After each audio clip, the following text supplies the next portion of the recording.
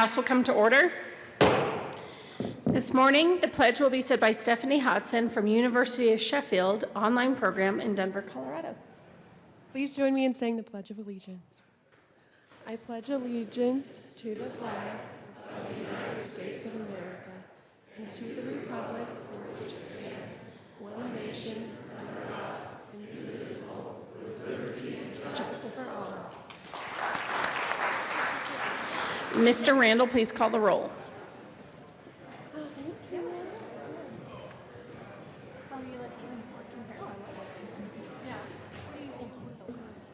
Representatives Arndt, Baisley, Benavidez, Byrd, Bockenfeld, Buck, Buckner, Buentello, Caravale, Carver, Catlin, Champion, Coleman, Cutter, Duran,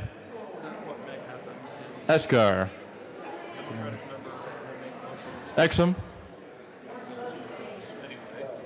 Froelich, Garnett, Geithner, Gonzalez Gutierrez,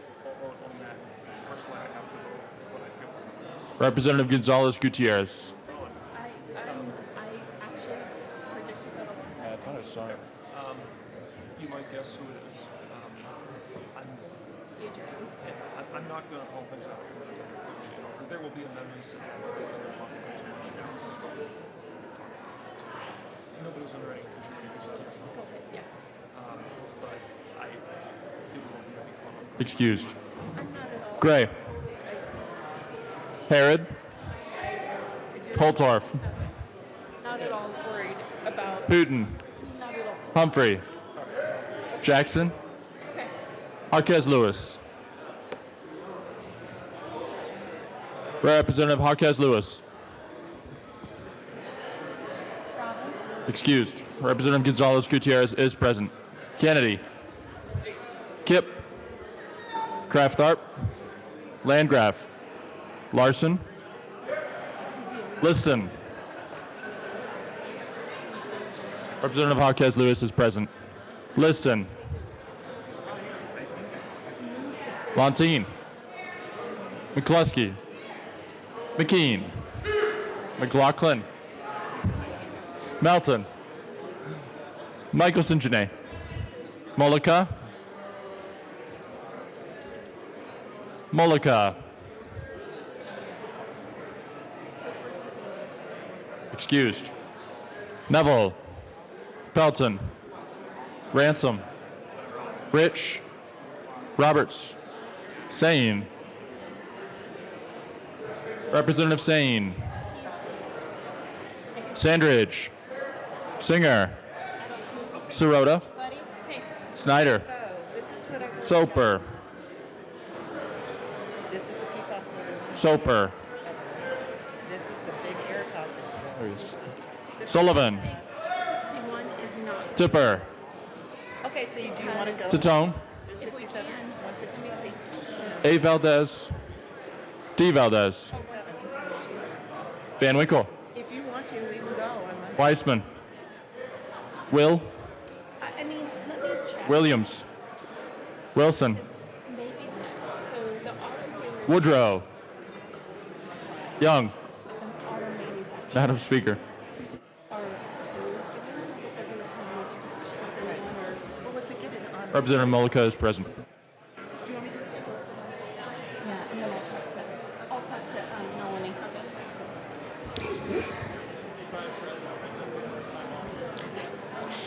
With 65 members present, which I think is actually the second time this year, and no excused or absent, we have a quorum. Representative Snyder. Thank you, Madam Speaker. I move that the Journal of Monday, March 2nd, 2020 be approved and as corrected by the Chief Clerk. All those in favor of the motion, please say aye. Aye. All those opposed, please say no.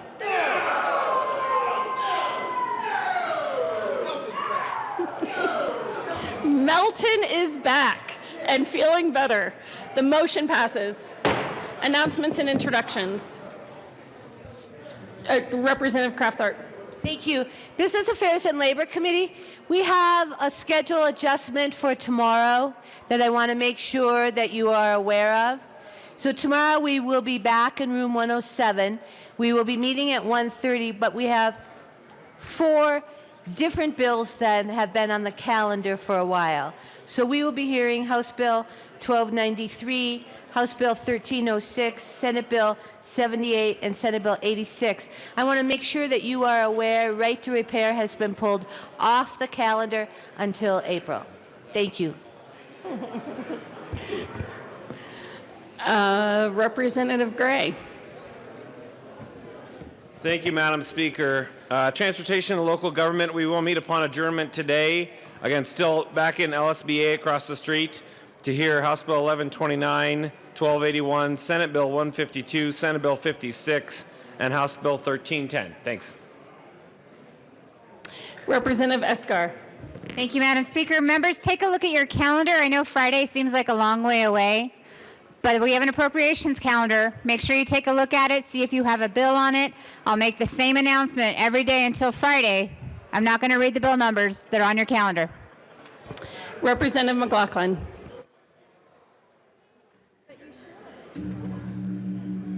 Thank you, Madam Speaker. While you're looking at the calendar, look at the Education Committee, and those are the 2 bills we're doing today. Thank you. Representative Lontine. Thank you, Madam Speaker. In Health and Insurance this morning, upon adjournment, is everybody listening? We are in room 112, hearing House Bill 1232 and Senate Bill 102. We'll see you there. Make sure you bring Representative Soper. Thank you. Any other? Representative Kennedy. Thank you, Madam Speaker. The House State Veterans and Military Affairs Committee will be meeting at 1:30 in LSBA to hear Senate Bill 136 and House Bill 1149. Any other announcements or introductions? Seeing none, that brings us to third reading of bills, final passage. Members were voting. Mr. Randall, please read the title of House Bill 1088. House Bill 1088 by Representative Gonzalez Gutierrez, House Senator Danielson, concerning the certification process for the purpose of application for U non-immigrant status. Majority Leader Garnett. Thank you, Madam Speaker. I move House Bill 1088 on third reading and final passage. I move for the passage of House Bill 1088 on third reading and final passage. The question before us is the passage of House Bill 1088 on third reading and final passage. Is there any discussion? Seeing none, Mr. Randall, please open the machine and members please vote.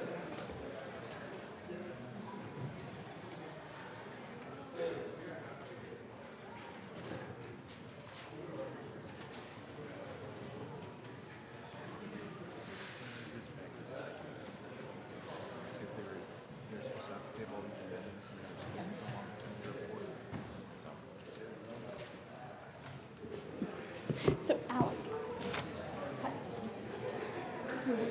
you just move it back to seconds and what's that? I don't even know. Okay. Please close the machine. With 42 aye votes, 23 no votes, and no excused, House Bill 1088 is passed. Co-sponsors.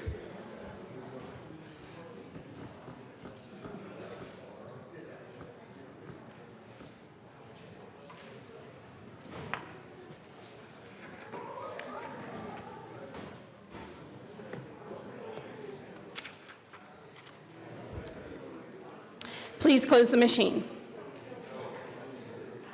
Mr. Randall, please read the title of House Bill 1266. House Bill 1266 by Representatives Mullica, also Senator Winter, concerning the modification of the requirements for the sale of fireworks for transport by the purchaser pursuant to an exporter of a fireworks license. Majority Leader Garnett. Thank you, Madam Speaker. I move for the passage of House Bill 1266 on third reading and final passage. The question before us is the passage of House Bill 1266 on third reading and final passage. Is there any discussion? Seeing none, Mr. Randall, please open the machine and members please vote.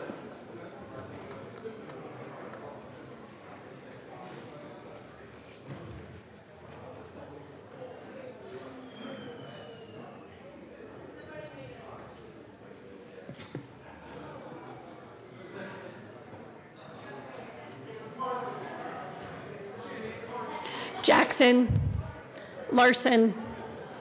Please close the machine. With 41 aye votes, 24 no votes, House Bill 1266 is passed. Co-sponsors.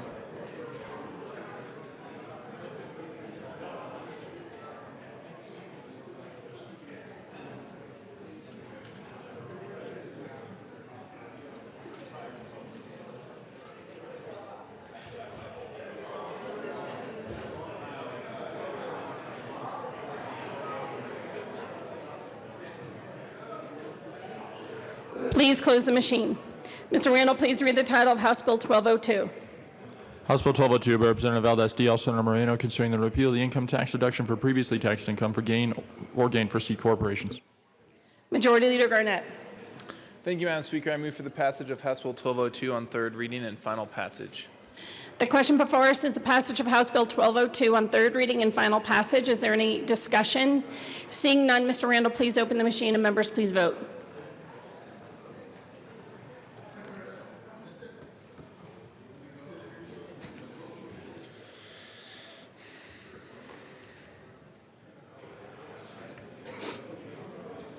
Catlin, Hooton, Soper. Please close the machine. With 65 aye votes and no votes, House Bill 1202 is passed. Co-sponsors.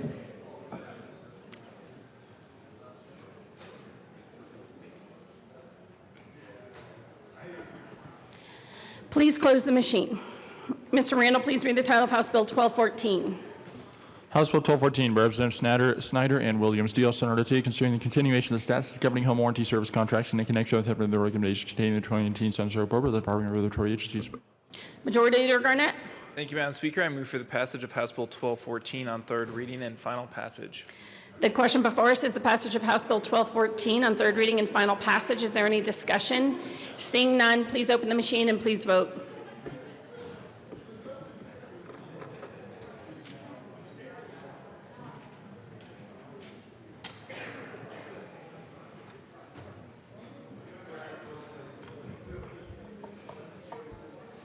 Hooton. Please close the machine. With 63 aye votes and 2 no votes, House Bill 1214 is passed. Co-sponsors.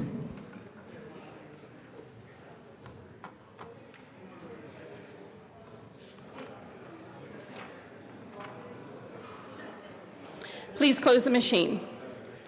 Mr. Randall, please read the title of House Bill 1201.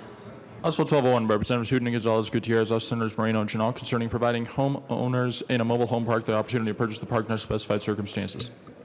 Majority Leader Garnett. Thank you, Madam Speaker. I move for the passage of House Bill 1201 on third reading and final passage. The question before us is the passage of House Bill 1201 on third reading and final passage. Is there any discussion? Seeing none, please open the machine and members please vote.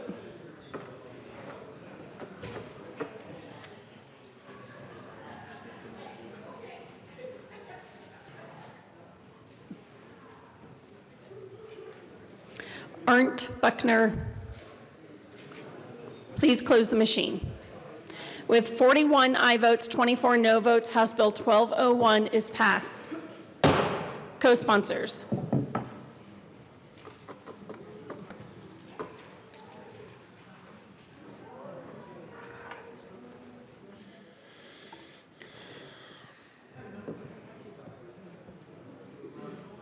Please close the machine.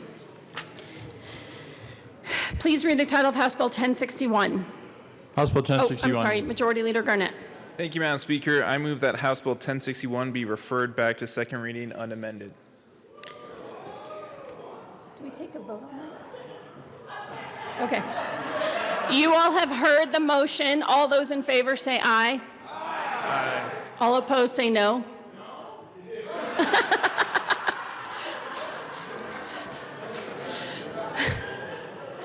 Melton, once again, your disapproval of this motion on a voice vote is not going to succeed. The motion to refer to House Bill 1061 to second reading is passed. That brings us to general order, second reading of bills. Representative Arndt is in the chair.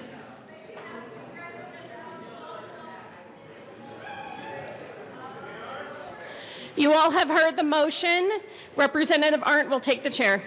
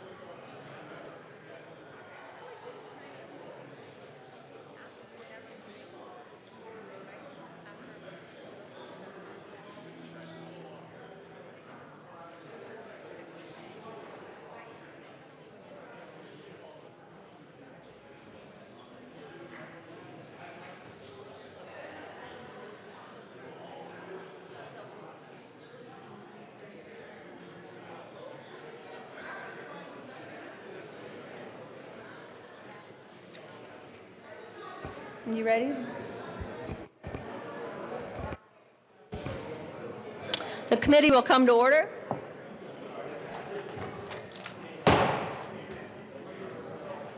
With your unanimous consent, the bills will be read by title unless there's a request for reading a bill at length. Committee reports are printed and in your bill folders. Floor amendments will be shown on the screen and on your iPads. Bills will be laid over upon the motion from the majority leader, and the coat roll is relaxed. Mr. Randall, please read the title of Senate Bill 17. Senate Bill 17 by Senator Winter, also Representative Gray, concerning a requirement that the high-performance transportation enterprise include information about its public-private partnerships in the annual report of the legislative committees of the House of the Representatives and the Senate and have jurisdiction over transportation. Representative Gray. Thank you, Madam Chair. I move Senate Bill 17. To the bill. Thank you, Madam Chair. Senate Bill 17 adds another layer of transparency in how we spend our transportation dollars. As many of you know, we're sorely lacking in that space, and one of the tools that we use to try to help bridge the gap are public-private partnerships. Senate Bill 17 came out of TLRC over the summer. It adds more transparency both on the front end and back end of these transactions. So it asks HPTE to provide more information about the qualifications that they're using when they're looking at these transactions, and then also provides reporting on the back end of the major financial and business aspects of them when they enter into them. This is something that CDOT and HPTE have been saying they're very willing to do, and so I would ask for an aye vote. Thank you. Thank you. Is there further discussion on Senate Bill 17? Seeing none, the question before us is the adoption of Senate Bill 17. All those in favor say aye. All those opposed say no. Senate bill is passed. That motion carries. Mr. Randall, please read the title of House Bill 1102. House Bill 1102 by Representatives Tipper and Soper, House Senators Lee and Prioli, concerning required procedures to protect the defendant while jailhouse witnesses are used in a criminal case. Thank you. Representative Tipper. Thank you, Madam Chair. I move the committee report and House Bill 1102. There are two committee reports. I move both of them. So the Judiciary Committee report and the Appropriations report are Yes, please. are so moved. To the Judiciary report. Oh, to the Appropriations report. Can I have a brief moment? Sure, of course you can present the bill. Right? No. Which report? Oh, okay. Right. To the Appropriations Committee report, please. The appropriations appropriated money for the Division of Criminal Justice to house the data that we've been looking for, and I'd ask for an aye vote. Is there further discussion on the Appropriations Committee report? Seeing none, the question before us is the adoption of the report. All those in favor say aye. Aye. All those opposed say no. The Appropriations Committee report is adopted. To the Judiciary report. Representative Thank you, Tipper. Madam Chair, I move Amendment L003 and ask that it be displayed, this amendment to the Judiciary Committee report. It's just, Rocky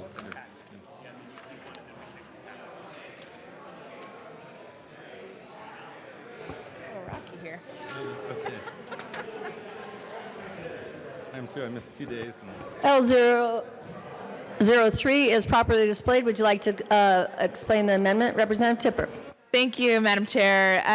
In committee, there were some concerns that the definition of jailhouse witness would inadvertently swoop in co-defendants or victims of crime. So we had added co-defendant in committee, but are now, through this amendment, adding victims as excluded from the definition of jailhouse witness.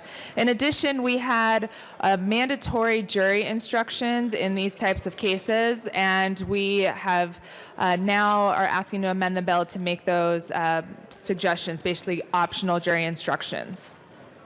And I ask for a yes vote on Amendment L003. Thank you, Representative Tipper. Is there further discussion on L003? Seeing none, the question before us is the adoption of L003. All those in favor say aye. Aye. All those opposed say no. The ayes have it. L003 is adopted to the Judiciary report. Back to the report.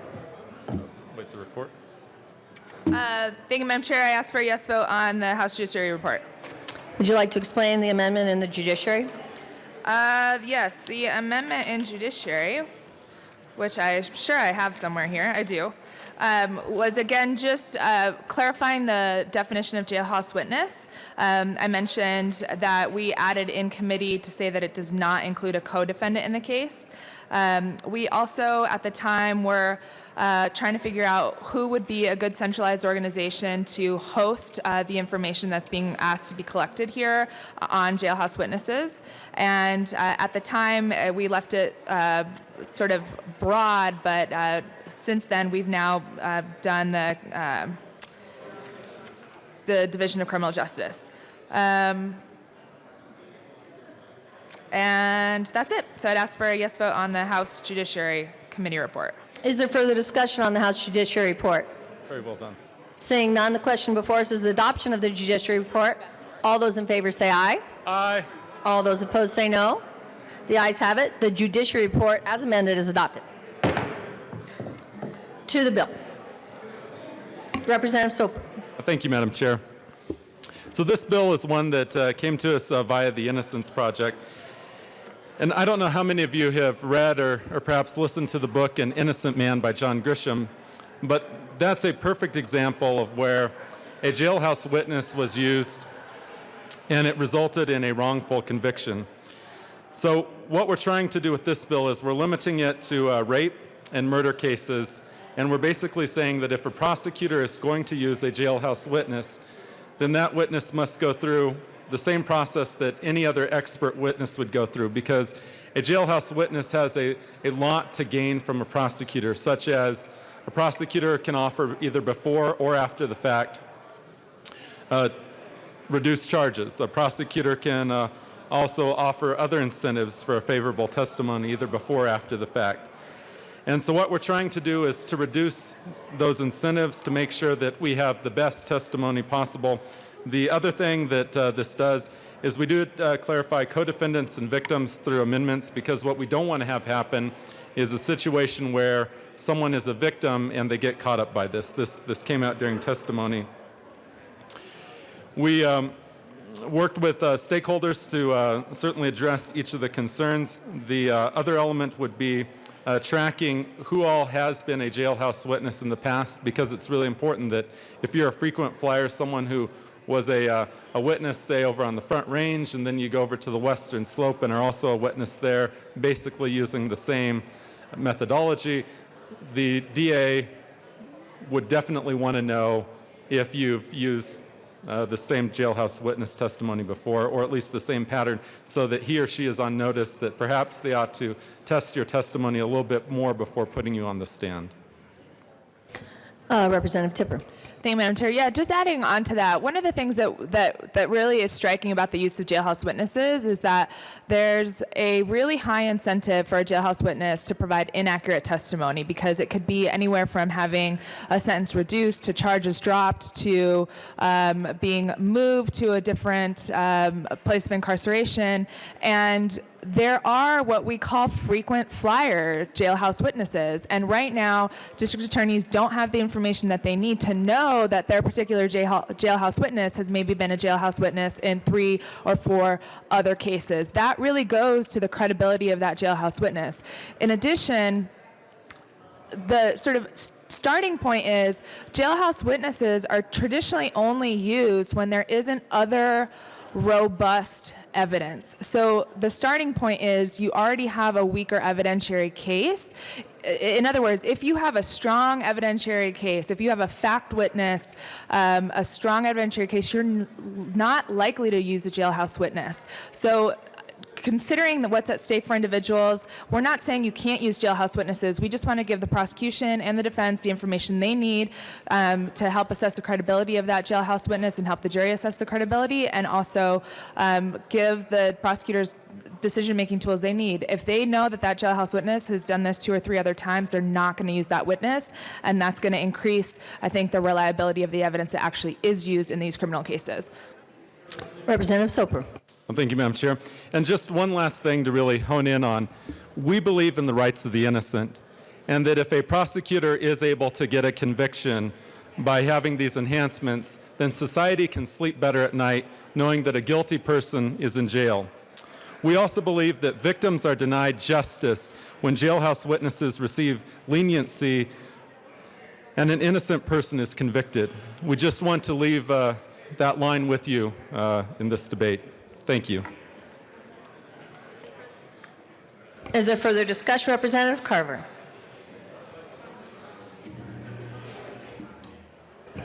Thank you, Madam Chair. I commend the sponsors for the amendments that they have been done. This is a better bill than it was.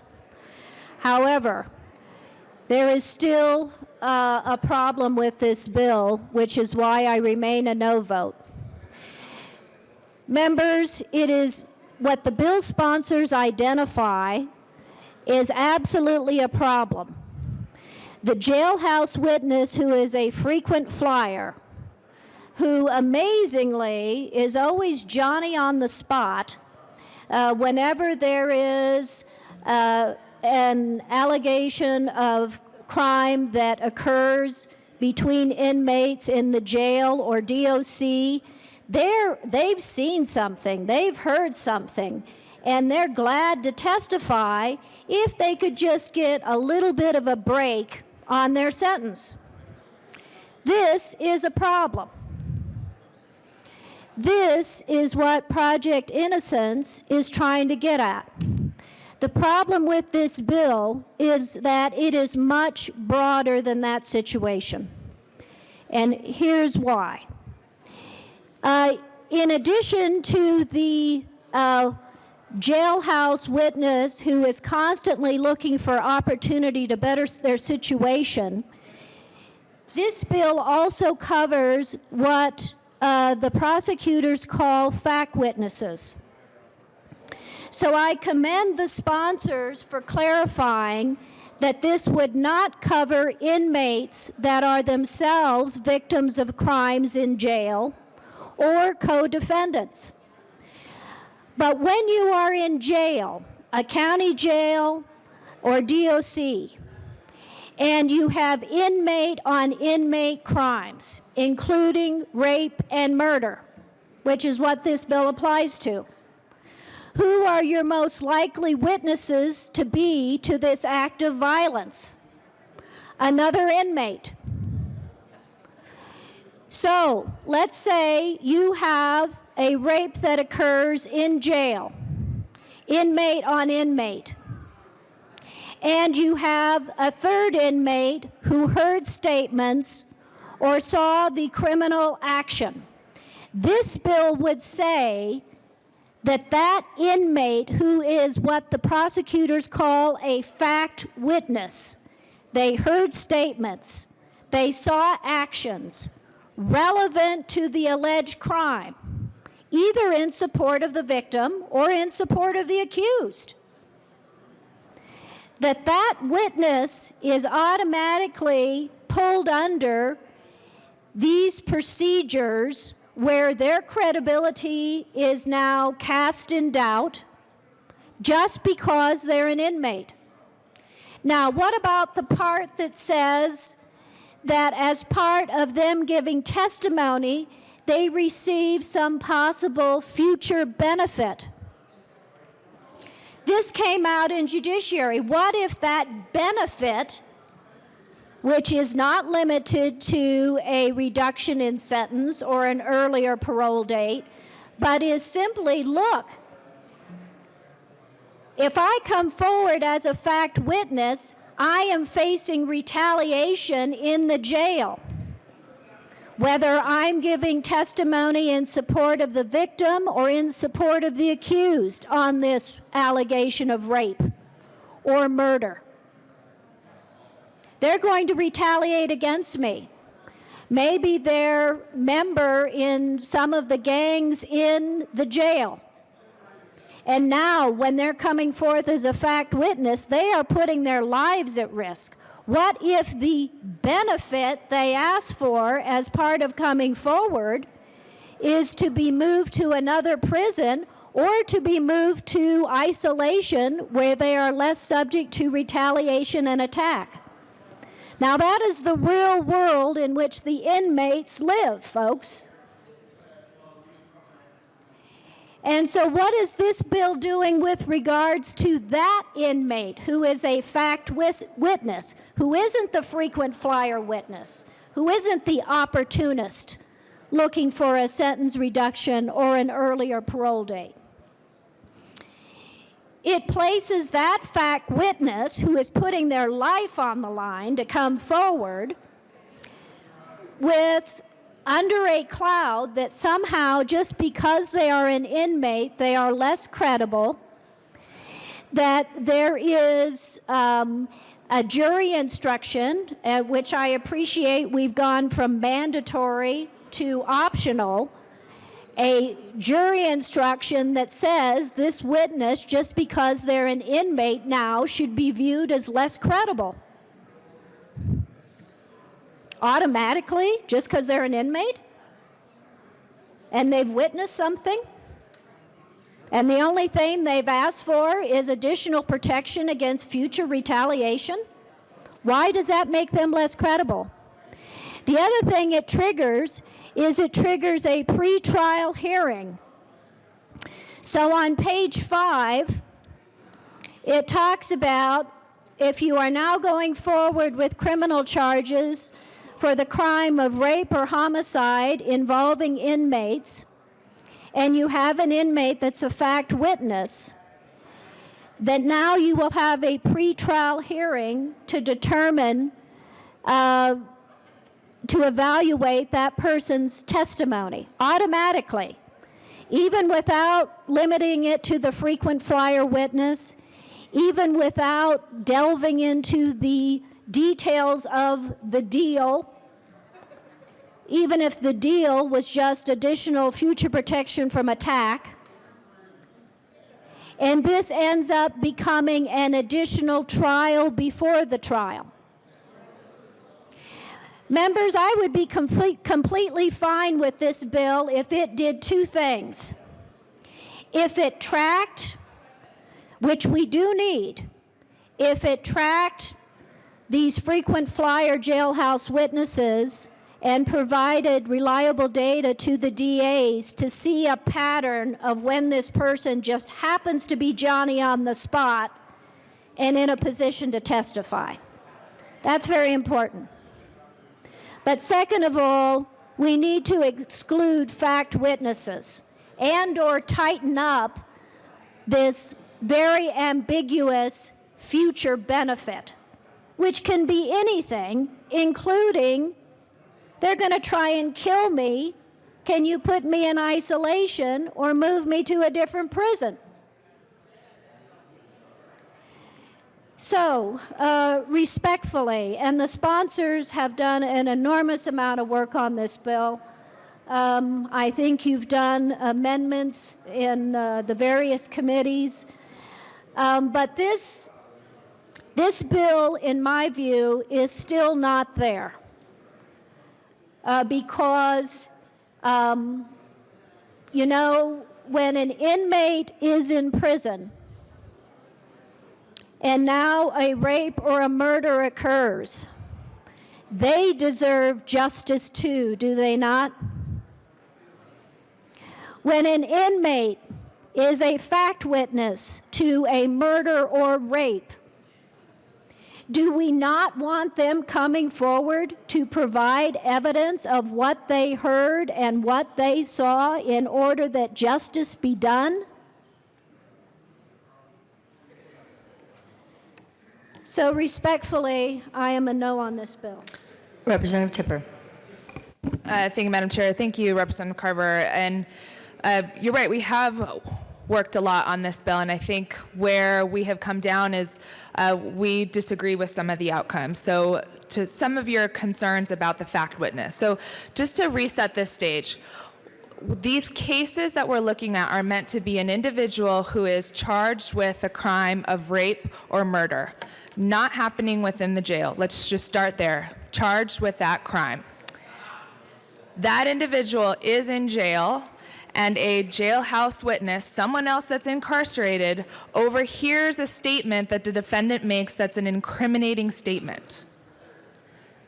In exchange for that jailhouse witness who overheard the incriminating statement to give their testimony against the defendant, and again, the context is these are cases that have weak evidence, because if they didn't, they would not use that jailhouse witness's testimony. The jailhouse witness is going to get either a reduction, dropped charges, being moved, you name it, a huge benefit, and we just want the jury to know about that.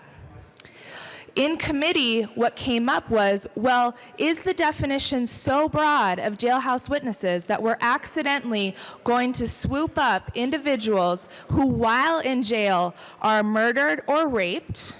Again, so now we're moving it into the jail. These are an extremely narrow set of cases. And to Representative Carver's concern, an individual who witnesses the rape or murder of someone in jail. The definition excludes that because jailhouse witnesses are statements. So one, a definition of a jailhouse witness has to be endorsed by the state. In other words, the individual is offering testimony for the state. And the testimony is about something they heard, not something they saw. So it's not an eyewitness, right? So that is, we are out of that world. It is not an eyewitness. It's someone who heard something. And in exchange for that testimony, they're going to get the benefit. Again, that benefit that we talked about is contemplated in the definition, but it's usually drop charges. Sometimes it's money for families, money's on cards. And what we heard in testimony is that part of the problem on that benefit piece is that the jailhouse witnesses, in exchange for their testimony, don't get anything. The DA will say, we'll wait and see what your testimony is. And I'm not casting aspersion, it's not, negative, but the point is, during cross-examination, the question is, are you getting anything in exchange for your testimony? And they truthfully can answer no. But that's actually not the case. So again, we respectfully disagree that it's so broad that it would capture those individuals. We have worked to narrow the bill in places where we really agreed. If we say, as I believe Representative Carver indicated, this excludes eye and ear witnesses, it'll be the exception that obliterates the rule. It carves out entirely individuals that hear statements made by the defendant in jail. So respectfully disagree, enjoy tremendously the opportunity to debate this, and would ask for a yes vote on the bill. Representative Carver. Thank you, Madam Chair. And I very much appreciate the statements of Representative Tipper because I do think it's important to hone in on the definition of jailhouse witness. And this is the DA's concern. Representative Tipper is quite right to say that the definition of jailhouse witness is an individual who is going to testify with regards to statements made by the defendant while both were incarcerated. But that encompasses every fact witness who is going to testify as to a statement made by the defendant. What about a statement that the defendant made saying, "I'm going to kill you"? What about a statement made by the defendant saying, "I am going to rape you, you blankety blank blank," and then proceeds to do so? So the DA's testimony is, even though the definition of jailhouse witness references an inmate who is going to testify as to a statement made by the defendant while both were incarcerated, it basically then is going to exclude all fact witnesses if part of their testimony goes to any statements made by the defendant, right? That is going to pull in all of those fact witnesses to this procedure and to this cloud now placed on their credibility. So again, I appreciate what the sponsors are trying to get at. I don't think that this bill is focused narrowly enough to get at that issue without going further and casting this cloud on fact witnesses. I also think that, it is so important that we have a tracking mechanism for the frequent flyers. That's a very good part of this bill. I wish, quite frankly, that that's the step we were taking and not the broader step. It is also important that, to the extent deals have been made, that is available to impeach the witness testimony, and that information is available currently to impeach. But what you don't have is a reliable source of data for the frequent flyer. So for that reason, I urge a no vote. Representative Soper. Thank you, Madam Chair.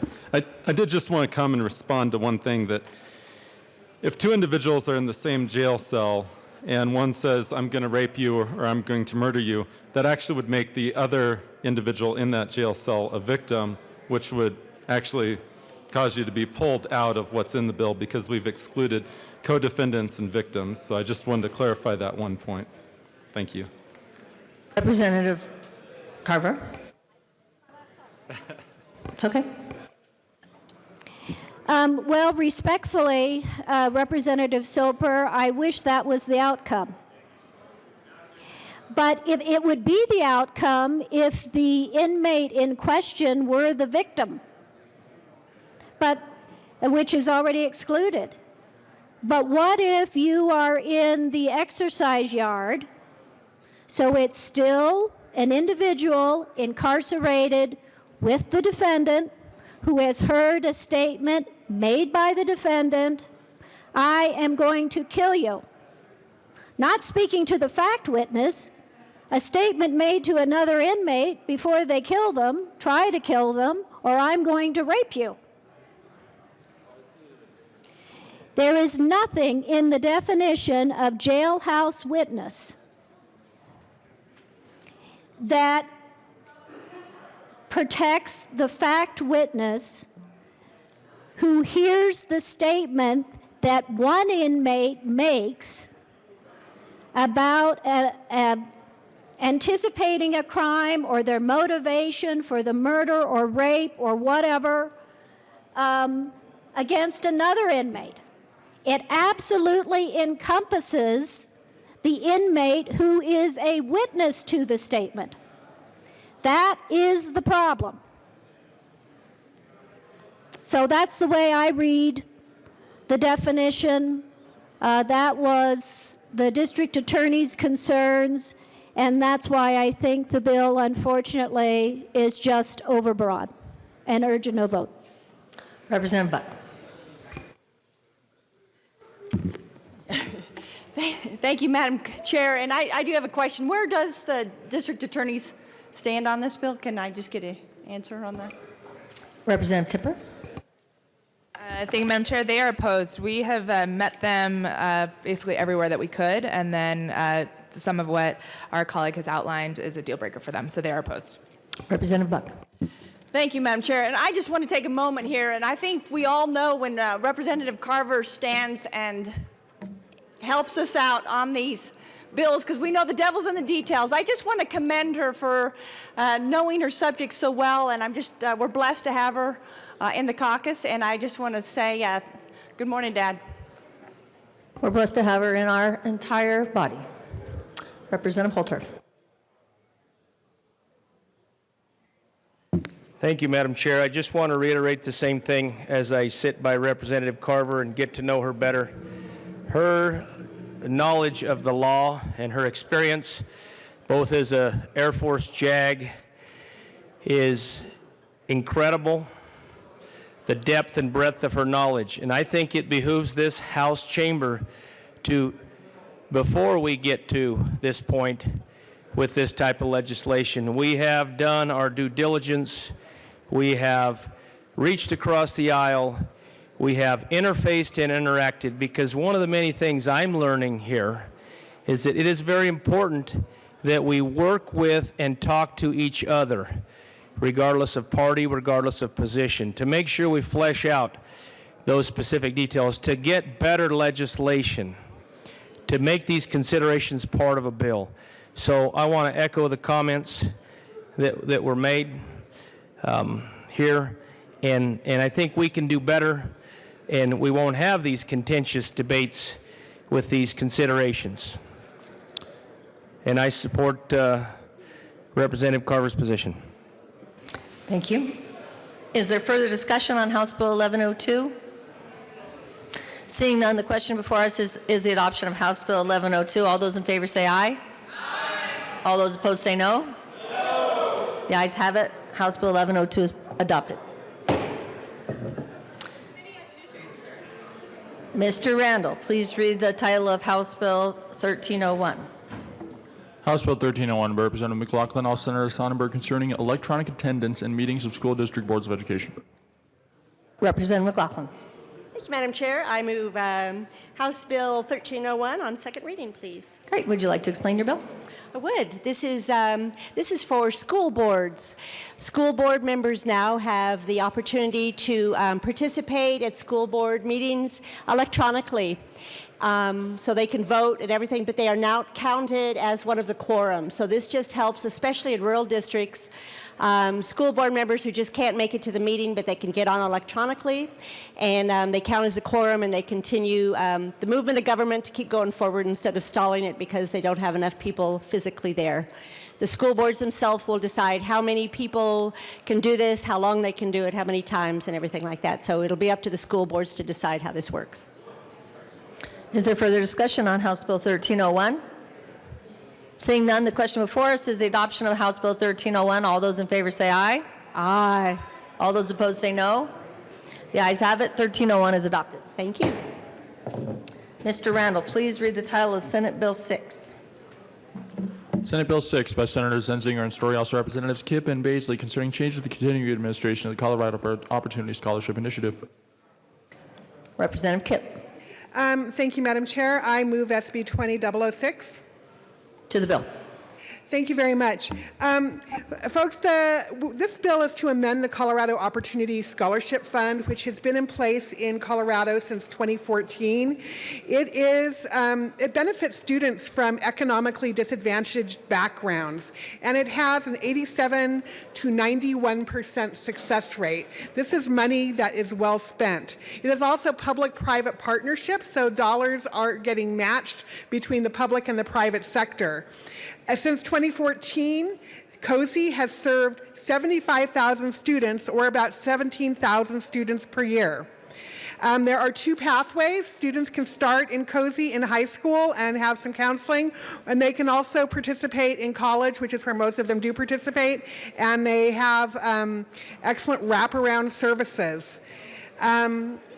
It's a great program. The money, the students who participate in the program come from 61 of the 64 counties in the state, and all of our Colorado community colleges and colleges participate in the program, so the money is getting spread throughout the state as well. I urge an aye vote. Representative Baisley. Thank you, Madam Chair. So, the Colorado Opportunity Scholarship Initiative is a wonderful program, been around for a long time, as my colleague had just described. And this bill came out of our interim committee meeting that met, of course, in the off season. So this gives flexibility to the administrators that they need to more efficiently, effectively administer the program. And upon some revision, went from a fiscal note with $5 million down to no appropriation required, and there is no safety clause. It is a petition clause. So it all comes out pretty good in the end, and I urge an aye vote. Is there further discussion on the adoption of Senate Bill 6? Seeing none, the question before us is the adoption of Senate Bill 6. All those in favor say aye. Aye. All those opposed say no. The ayes have it, and Senate Bill 6 is adopted. Mr. Randall, please read the title of Senate Bill 81. Senate Bill 81 by Senators Danielson and Bridges, also Representative Sullivan and Larson, concerning including school information in the Colorado State Apprenticeship Resource Directory. No, you go. Representative Larson. Thank you, Madam Chair. Members, this is I will say it. Representative, please move your bill. Oh, my apologies. I move SB 20081 to the Committee of the Whole. Thank you, and to the bill now. Perfect. Thank you, Madam Chair. Members, this is a fairly simple bill. I know I'm not supposed to say that, but essentially what this does is it builds upon some of the work that Representative Sullivan and Senator Danielson did last year with an apprenticeship directory. Essentially what we are doing here is we are creating a point of contact for every high school and school district in the state for CTE and business programs to be able to get into the school. We're hearing time and time again from trade schools, from businesses, that oftentimes the most difficult thing is simply knowing who to call to get into the high schools and make a presentation to introduce kids to their particular programs. And we thought that creating a one-stop shop where a business could go and say, okay, this is the person for that school, was a good idea. It's minimally intrusive. We're talking about a phone number, an email address, and a name.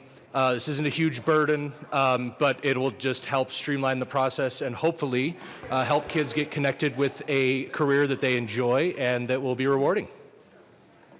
Representative Sullivan. Thank you, Madam Chair. Ditto. Is there further discussion on Senate Bill 81? Seeing none, the question before us is the adoption of Senate Bill 81. All those in favor say aye. Aye. All those opposed say no. The ayes have it. Senate Bill 81 is adopted. Mr. Randall, please read the title of Senate Bill 123. Senate Bill 123 by Senators Fields and Bridges, also Representatives Coleman and Harrod, concerning the rights of college athletes in the connection with establishing their right to receive compensation for the use of their names, likeness, and likenesses in their and the right to obtain professional and legal representation. Representative Coleman. Thank you, Madam Chair. So we move Senate Bill 2123 and a committee report. To the committee report. The Education Committee report moves the bill to Title 23 and adds a specific injunctive relief remedy where athletes will have greater protections and remedial measures than if the bill was housed under consumer protection. This amendment ensures that student athletes have an accessible remedy to any unfair practices by the institution or athletic association. We ask for an aye vote in the committee report. Is there further discussion on the Education Committee report? Seeing none, the question before us is the adoption of the Education Committee report. All those in favor say aye. Aye. All those opposed say no. The ayes have it, and the committee report is adopted. To the bill. Oh, to the bill. Representative Herrick. Thank you, Madam Chair. I ask for an aye vote on the bill. Is there further discussion on Senate Bill 123? Representative Liston. Thank you, Madam Chairman. I do have a question of one of the sponsors. I'm just curious. So, if one of the student athletes gets the remuneration, do they have to pay taxes on it? Is it taxable? Representative Herod. Thank you, Madam Chair. Thank you for that question. Yes, it would fall under normal tax requirements. No exemptions in this bill. Representative Wilson. Thank you, Madam Chair. And thank you to the bill sponsors for bringing this. So, colleagues, if I could have your attention, this bill, I wish were as simple as 1, 2, 3 as it seems to be, since the Senate voted unanimous, and I was one of only 2 votes against it in the committee. As one of the few college athletes in this chamber, I'm opposed to this bill. This bill changes student athlete to professional athlete who is a student. Personally, I do not want a professional environment in intercollegiate athletics. I am for student athletes. I am against this bill. Thank you. Is there further discussion on Senate Bill 123? Mr. Minority Leader Neville. Thank you, Madam Chair and members. I am a strong yes vote on this bill. I think this is a pro-freedom bill, and at the very least, our student athletes that are putting all their time and effort should at least get paid for their own autograph. I mean, their own likeness and what they've actually earned doing themselves. I do think that they should be able to be compensated for that, and this just gives them the ability to do that. So thank you for bringing the bill. I'm a strong yes on it. Thank you very much. Is there further discussion? Representative Buck. Thank you, Madam Chair. And I joined Representative Wilson on a no on this, but I can say, in all honesty, I think this bill could encourage bad behavior, but it's also an opportunity to encourage good behavior. So I am still struggling, but I'm leaning a little bit more towards the freedom of allowing a collegiate athlete to receive compensation. Representative Liston.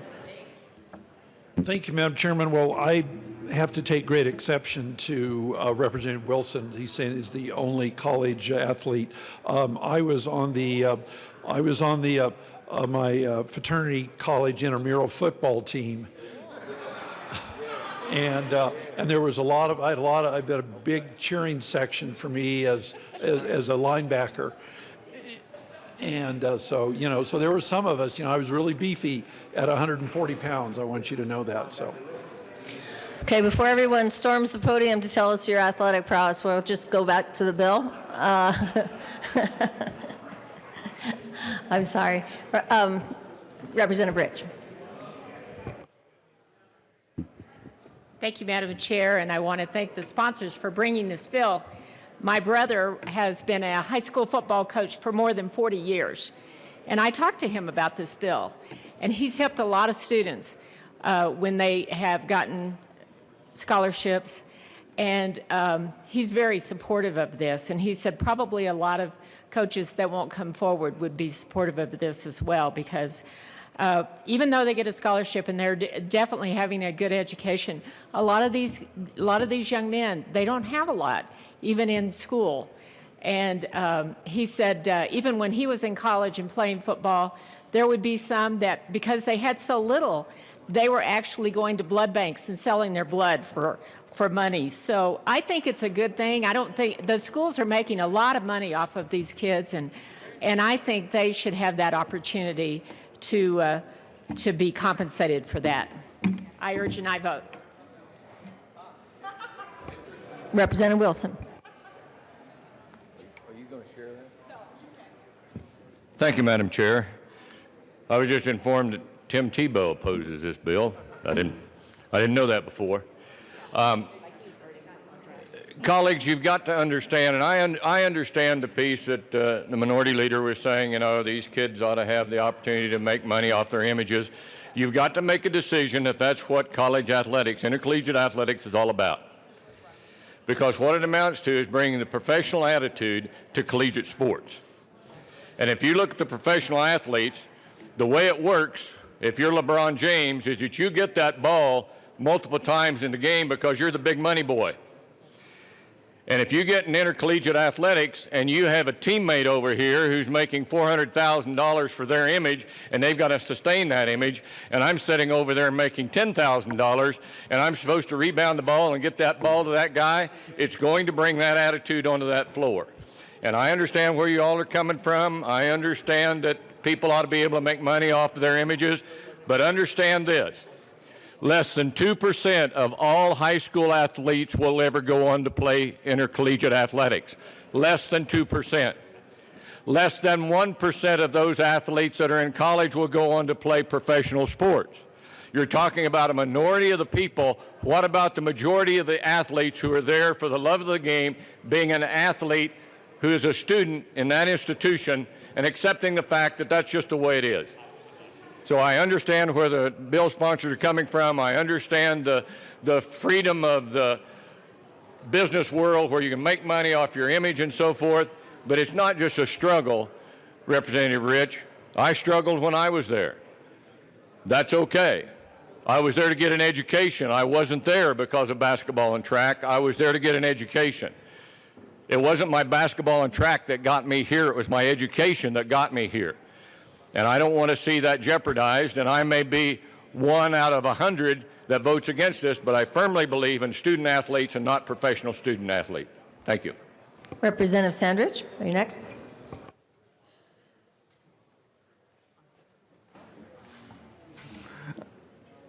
Thank you, Madam Chair. I'm looking at this a little bit differently because it seems like at the end of the day, somebody's making money, or their actions, the students' actions are generating money.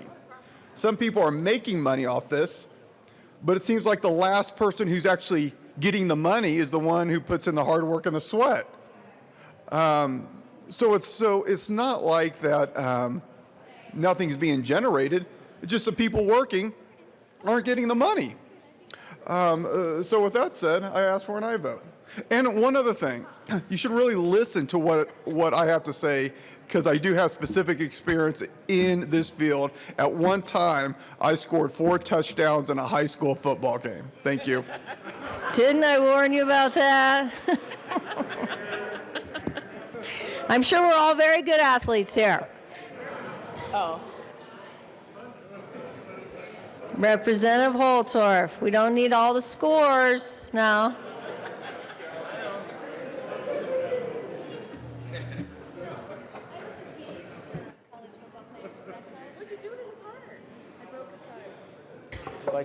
Representative Holtorf. Don't walk in. No.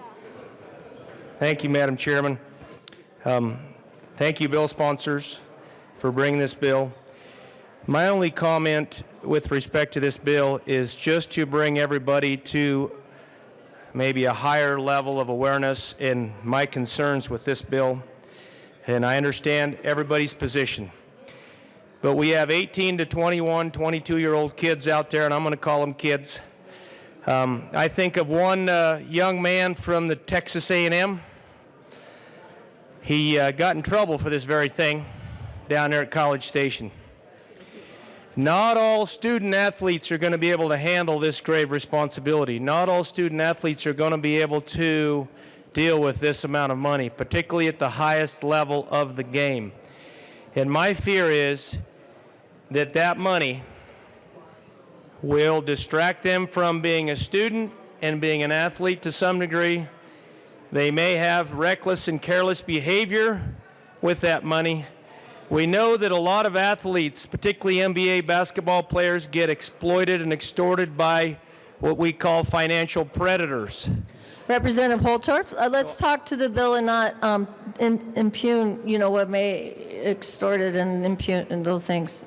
We'll go right to the bill Well, and I'm talk talking to about the bill merits. because this is going to allow these student athletes to have an enormous amount of money and ingratiate themselves and those around them with an enormous amount of wealth if they are at the highest level of their game. So just a point of concern.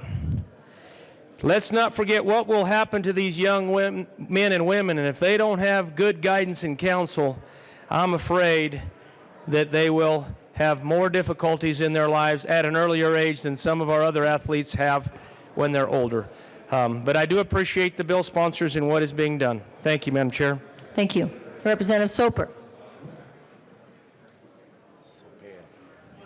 Thank you, Madam Chair, and I'm glad you realized I was not just waving. I also rise in support of this bill. It was kind of interesting. When I was in law school, I probably had one of the world's best sports, or at least the United States' best sports law professors, Michael McCann. And we studied the Ed O'Bannon case, which is definitely where this legislation is rooted in. And Ed O'Bannon, just so you know, the background of the fact pattern for what this bill is addressing, he was a standout UCLA basketball star. And he was even drafted into the NBA. But before he really was able to get his professional career ever going, he actually broke his ankle and was unable to have any sort of a professional career. And when he was visiting some friends in Las Vegas, he noticed his son and the other kids were playing a video game. And on the video game, he was standing back watching. This was years after his college career had ended.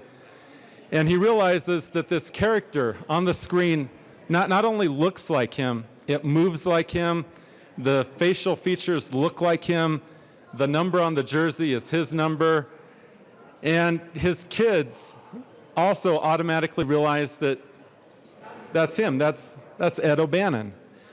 And it was something that kind of drove him nuts, that no one had asked for his permission to be in a video game. No one had compensated his image or likeness for being in a video game. And yet, there he was. So he initiated a lawsuit against collegiate sports, the NCAA, and they were actually victorious. He signed from the start of that lawsuit that he would, he was not in it for the money and refused to accept any sort of compensation. But for him, it was the principle. The fact that UCLA could actually license his likeness and could sell that years after he had stopped playing college sports, and that he would not be entitled to any sort of compensation for that, and that's wrong. It's morally wrong, it's legally wrong, and that's what this bill seeks to address. And because of that lawsuit, this legislation can be before us. Because before that lawsuit, the NCAA was successful at blocking all bills that came through legislative chambers around the nation. But because they lost, now all of a sudden we have major institutions like the University of Colorado who have actually worked with the bill sponsors, or at least that's my understanding. You can nod, yes. To work with the bill sponsors to make this a bill that actually has a good balance and a fair approach to it as well.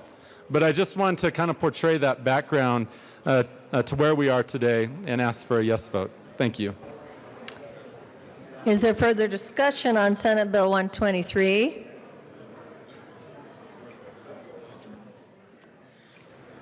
Members, I want to thank you all for sharing your sporting history. I'd like everyone to know that I was a cheerleader. I know you guys are shocked. I was captain of the cheerleading squad. Thank you, Representative from Aurora. But really, I think the main point that I want to make sure that folks understand is these athletes, at the end of the day, are responsible to the universities and the athletic department. Athletic departments have to deal with things every single day. People are much more interested in likes and clicks and shares right now than anything else, and they've ever have been. And the athletic directors have to deal with that and ensure that people act with integrity. But the universities do not own these people. They do not own these athletes. And it's very important that we pass this bill. We pass it today. I thank everyone for your support, and I ask for an aye vote.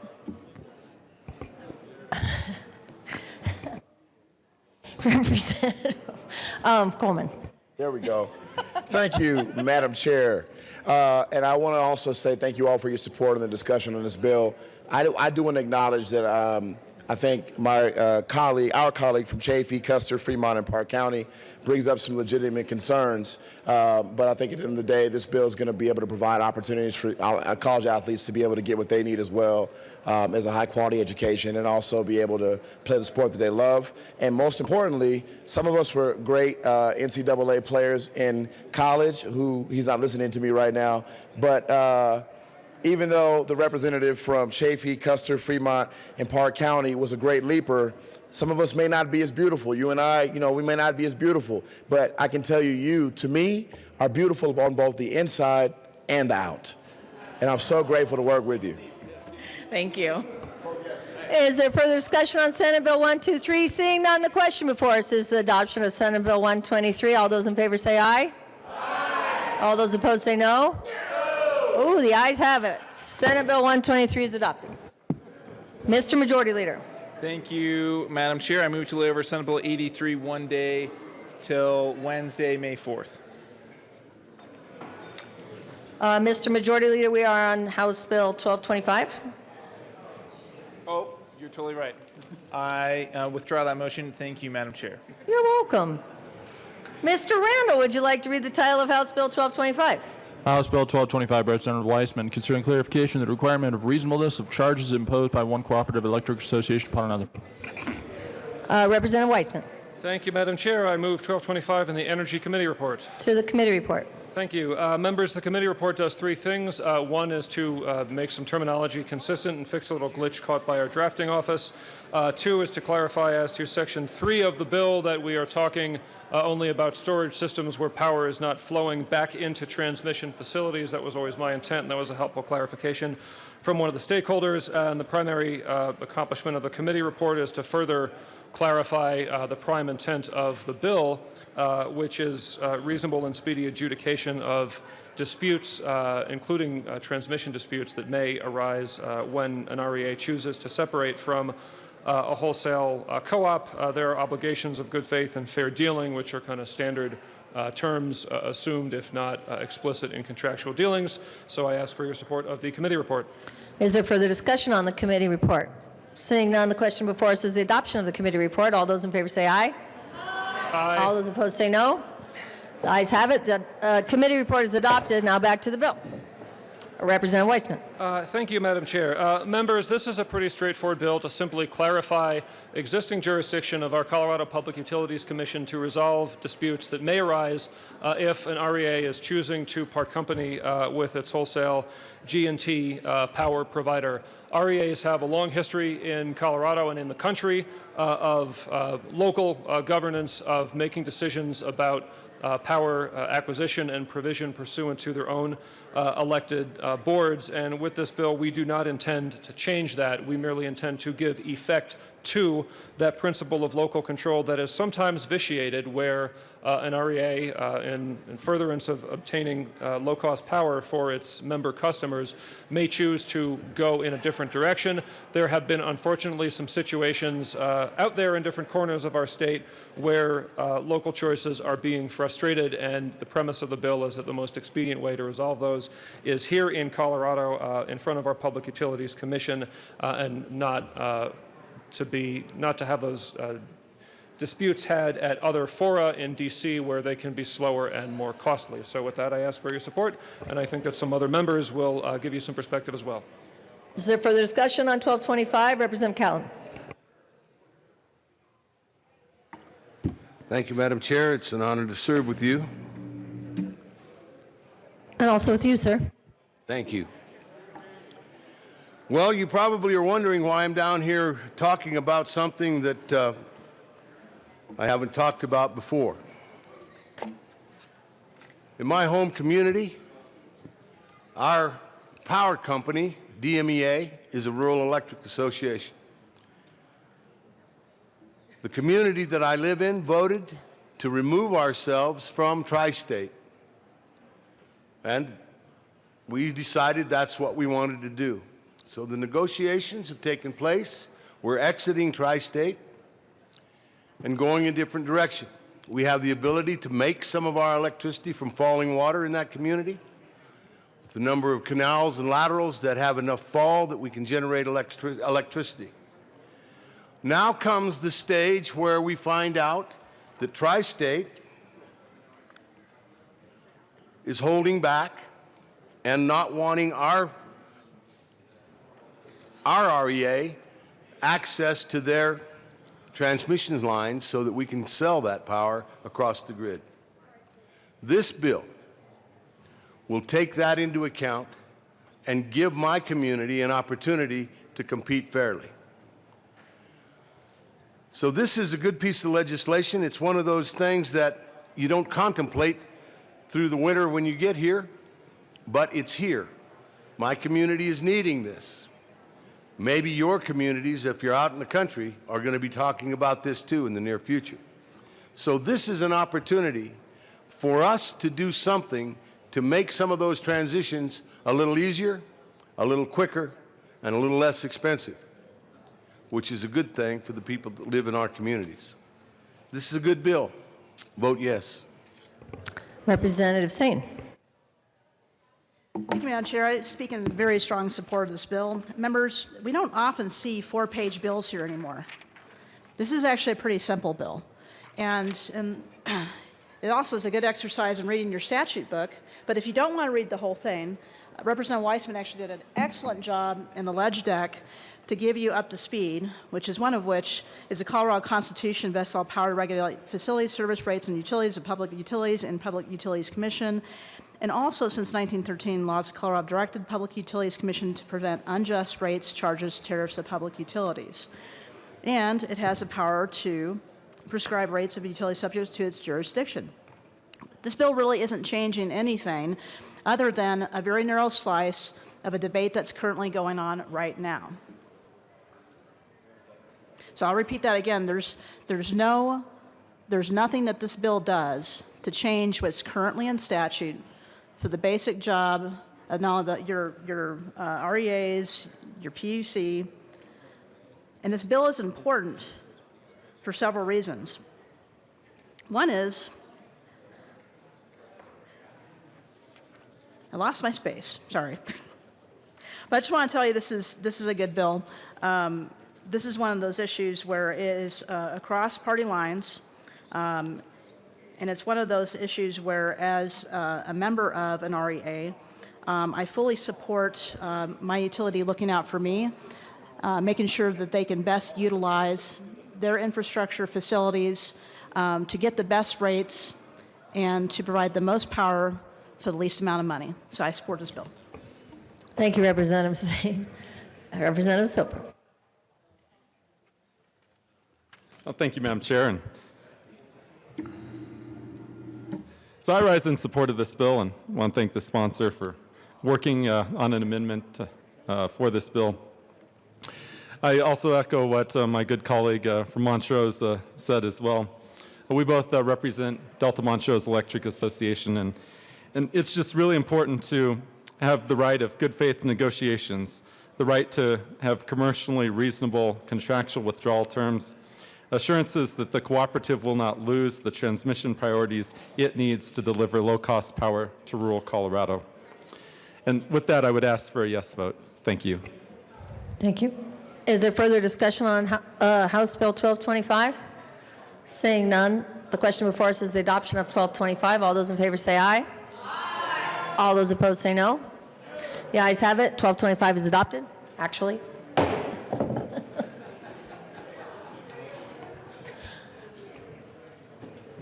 Mr. Randall, please read the title of House Bill 1234.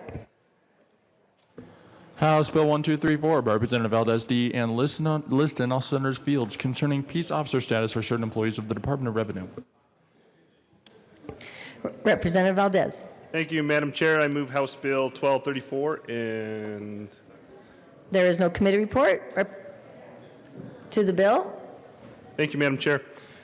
This bill came from the Department of Revenue, and this gives police officer status to certain investigations in the Department of Revenue. And this is a good bill, and it clarifies awareness and safety for education individuals to make sure that communication is moving forward.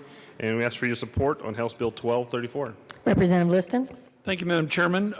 Members, once again, just to reemphasize, this bill basically just covers 14 employees of the Department of Motor Vehicles and the criminal tax agents who will become post-certified.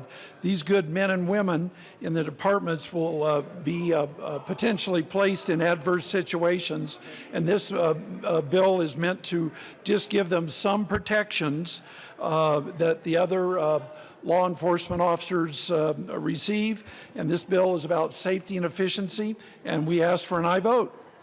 Is there further discussion on House Bill 1234? Seeing none, question before us is the adoption of House Bill 1234. All those in favor say aye. Aye. All those opposed say no. The ayes have it. House Bill 1234 is adopted. Mr. Majority Leader. Thank you, Madam Chair. I move to lay over Senate Bill 83 one day till Wednesday, March 4th. The question before us is the motion. No, I don't say that. Nothing. Thank you, Mr. Majority Leader. It will be laid over.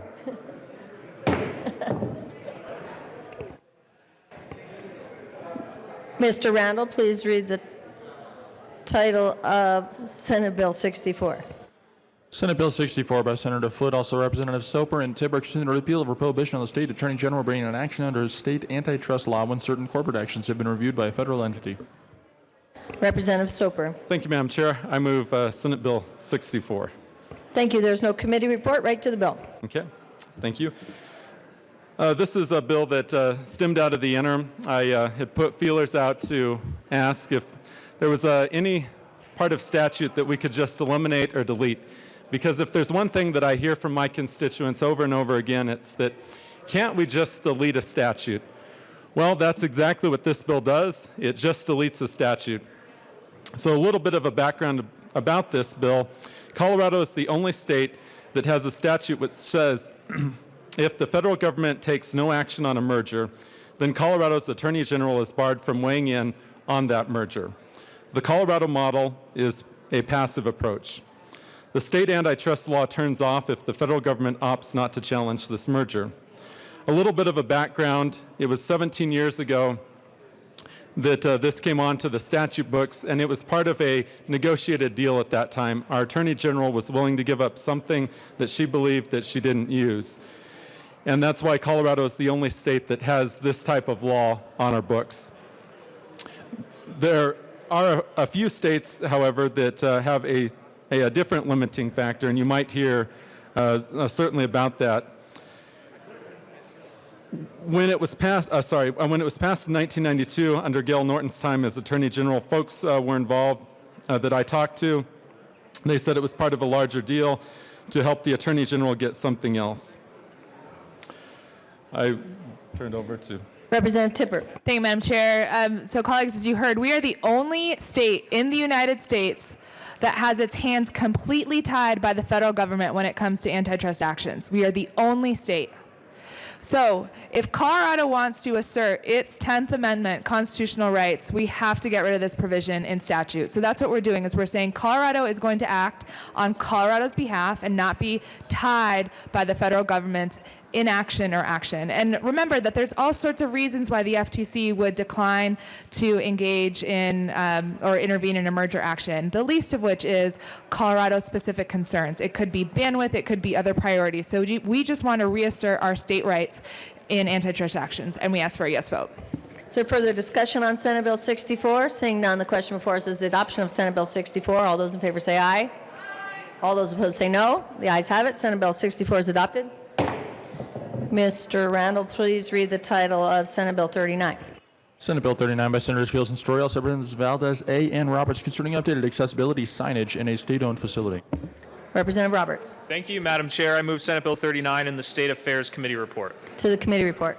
Thank you, Madam Chair. In committee, we added an amendment that authorizes the state architect to get a federal waiver from the Department of Justice in order to make these sign changes. The architect is good with it. I'd ask for an aye vote. All those in favor of the committee report, please signify by saying aye. Aye. Aye. All those opposed say no. The committee report is adopted. To the bill. Representative Valdez, A. Thank you very much, Madam Chair. So this bill is basically what we're doing is when there are remodels of state facilities, we will update the signage to a more modern sign for our disability community. This is it. If anybody would like to see it, I'm holding it up right now. Not a whole lot of lookers, but basically this is just going to move us along and making sure that we're serving our disability community with the signage that shows motion. Is there further discussion on Senate Bill 39? Seeing none, the question before us is the adoption of Senate Bill 39. All those in favor say aye. Aye. All those opposed say no. The ayes have it. Senate Bill 39 is adopted. Mr. Randall, please read the title of Senate Bill 79. Senate Bill 79 by Senators Fields and Heisey, also Representatives Valdez D, concerning the method of notifying people of Amber Alerts to promote the largest reach of community notifications. Representative Valdez D. Thank you, Madam Chair. I move Senate Bill 79, and there is no committee report. To the bill. Thank you, Madam Chair. This bill is also involved with the Colorado Bureau of Investigation is seeking to modify statute governing the Amber Alert process to make it accurately reflect current practice and current technology. If you saw currently on the front page of Denver Post, Gavin Staunch, how we need to make sure that awareness is out there and communication continues throughout the state. With that, I support on House Senate Bill 79. Is there further discussion on Senate Bill 79? Seeing none, the question before us is the adoption of Senate Bill 79. All those in favor say aye. Aye. All those opposed say no. Senate Bill 79 is adopted. Mr. Majority Leader. Thank you, Madam Chair. I move to labor House Bill 1196 until Friday, March 6th. So moved. Okay. Seeing no objection, House Bill 1196 will be laid over. Mr. Majority Leader. Thank you, Madam Chair. I move to labor House Bill 1294 until Friday, March 6th. Seeing no objection, House Bill 1294 is laid over till March 6th. Mr. Majority Leader. Thank you, Madam Chair. Great job today. I move the committee rise and report.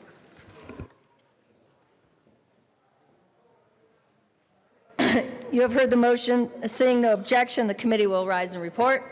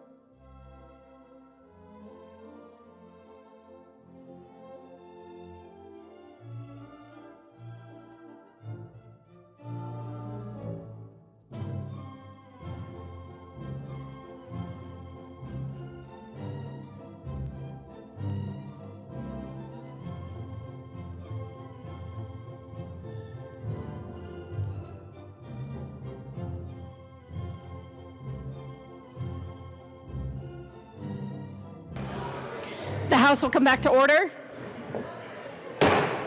Mr. Randall, please read the report of the Committee of the Whole. Madam Speaker, the committee will basically report that has had unconstitutional intelligence being the secretary there is to make recommendations there on House Bill 1102 is amended House Bill 1225 is amended House Bill 1234 House Bill 1301 pass your row 6 counter 30 and final passage Senate Bill 6 Senate Bill 17 Senate Bill 39 is amended Senate Bill 64 Senate Bill 79 Senate Bill 81 Senate Bill 123 as amended pass your vice counter 30 and final passage Senate Bill 83 is laid over until March 4th 2020 retains place on the calendar House Bill 1196 and House Bill 1294 laid over until March 6th 2020 retaining the place on the calendar. Yeah. That's great. Representative Arndt.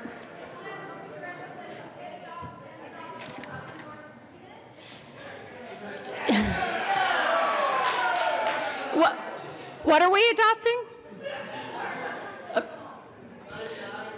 Sine die? What exactly motion did you make that we're about to vote on? Yeah, sine die. Oops, sorry, Senate, we adjourned forever by mistake. Okay, you all have heard the motion. Mr. Randall, please open the machine and members, please vote.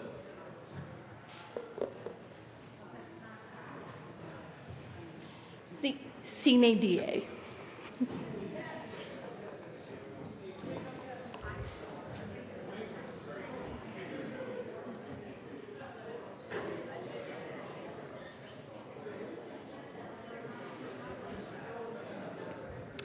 Baisley Humphrey McKean.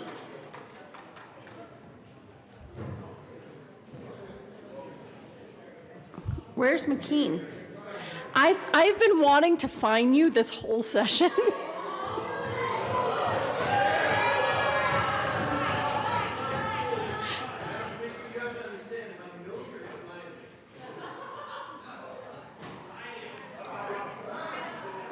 $2. Please close the machine. With 57 aye votes and 8 no votes, the report of the Committee of the Whole is adopted. Announcements and introductions.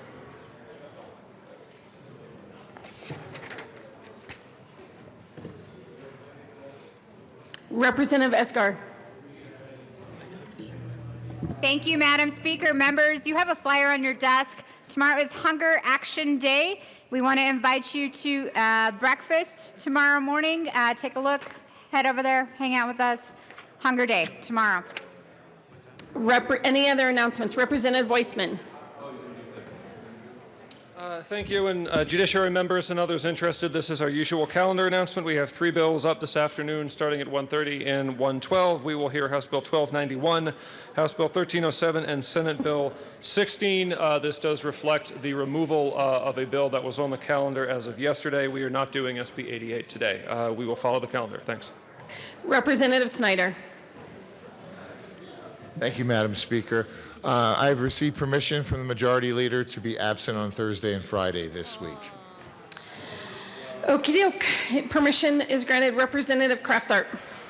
Thank you. So calendar announcement, Business Affairs and Labor Committee is meeting today in 107. 2 bills, Senate Bill 32 and House Bill 1285. We will be meeting, about 7 minutes after we get done. Thank you. Representative McKean. Thank you very much, Madam Speaker. I just would like to thank Madam Chair because since we sit sometimes next to individuals of the other party, sometimes they try to give us things that we didn't necessarily earn. And so she paid my fine. Thank you, Madam Chair.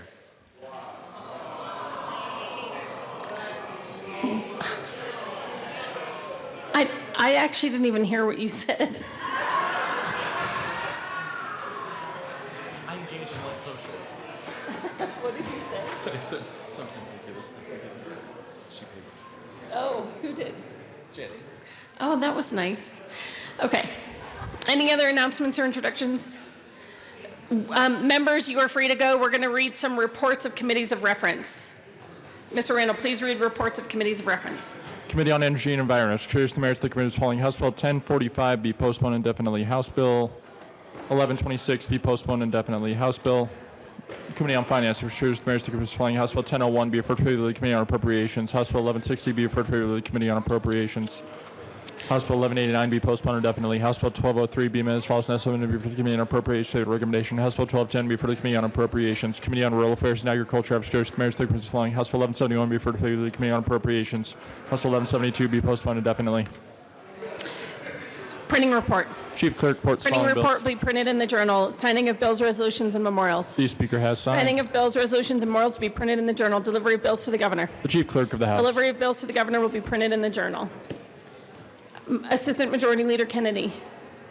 Thank you, Madam Speaker. I move the House stand in recess until later today. Seeing no objection, the House will be in recess till later today. So